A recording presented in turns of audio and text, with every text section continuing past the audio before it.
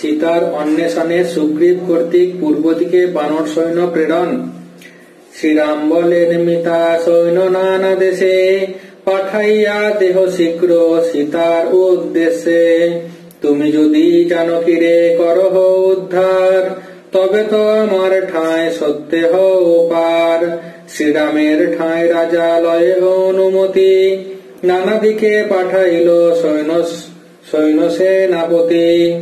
অর্বুদ অর্বুদ কপি অন্ত নাহি পাই, পর্বতের উপরে বসিতে নাহি ঠাই।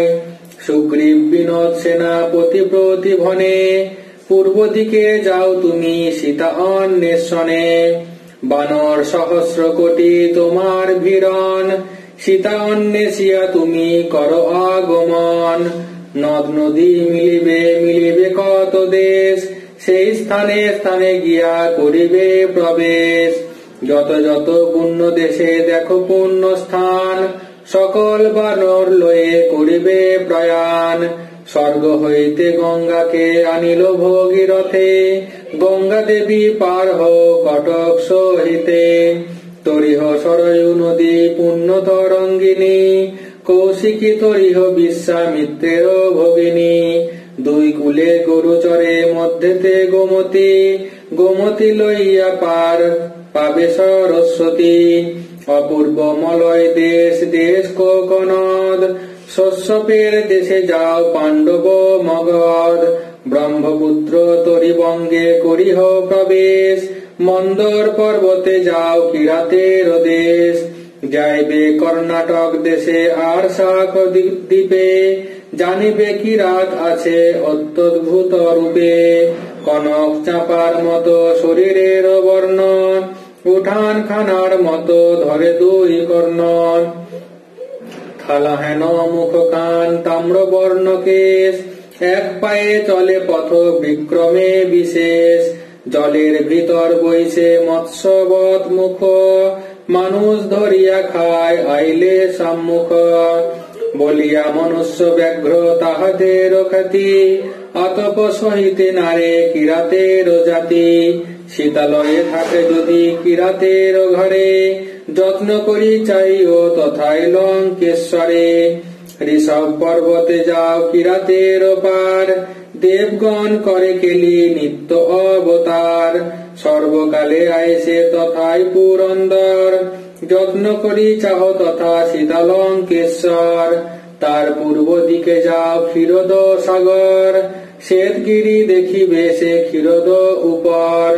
শ্বেত নাগ ধরে তথা সহস্র শিখর, সহস্র ফনায় আছে যেন মহেশ্বর।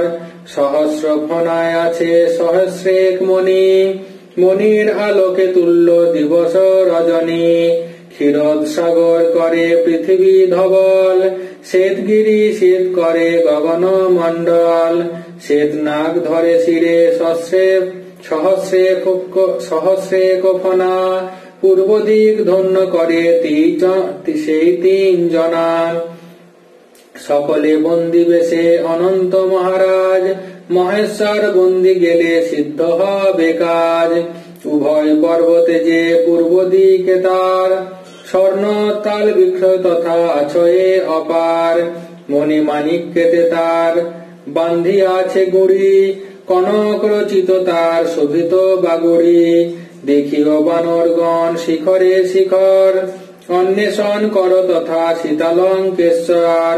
যদি তথা উভয়ের না পাও উদ্দেশ, কালদক পর্বতেতে করিও প্রবেশ। সে পর্বতে আছে সরোবরে কালো জল, 3 কোটি সর্পি সর্প থাকে সেই স্থল। সর্পি যদি হাই ছাড়ে সর্বলোক মরে, তার কাছে দেব দৈত্য নাহি যায় ডরে। নদ নদী গিরি গুহা খুঁজিও বিস্তর, সেখানে মিলিতে পারে দুষ্ট লঙ্কেশ্বর। তথা যদি নাহি পাও তাহার উদ্দেশ, লোহিত পর্বতে গিয়া করিহ প্রবেশ। সে পর্বতে আছে এক বড় চমৎকার, ত্রিযোজন নদী তাহে বিষম পাথার। তার পূর্ব দিকে আছে লোহিত সাগর, দুরন্ত রাক্ষস আছে জলের ভিতর। অগাধ সলিলতা রক্ত বর্ণ ধরে, চারিযুগে এক বৃক্ষ আছে তার তীরে।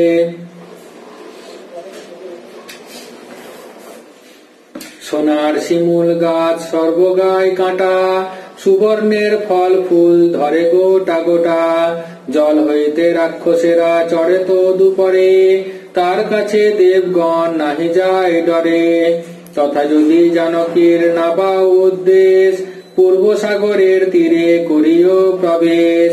আড়ে দীর্ঘে সে সাগর 12 যোজন, সাবধানে পার হও যত কপিগণ।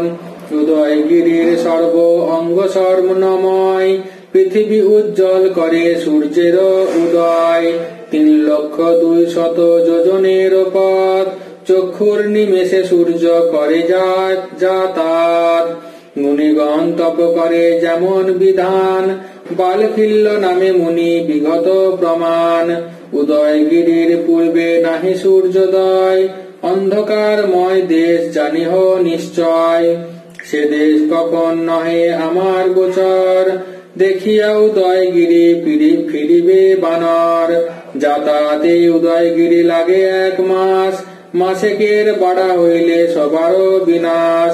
মাসেকের মধ্যে যে বানর নাই সে, সব অংশে মরিবে সে আপনার দোষে। বানর কটক সুগ্রীবেরও আজ্ঞা পায়, সীতার উদ্দেশ্যে তারা পূর্ব দিকে যায়। কৃত্তিবাস কবির কবিত্বময় বাণী, রচিল অদ্ভুত পূর্ব দিকেরও পাঁচনি। কৃত্তিবাস পণ্ডিত মুরারি ওঝার নাতি, যার কণ্ঠে বিরাজ করেন সরস্বতী।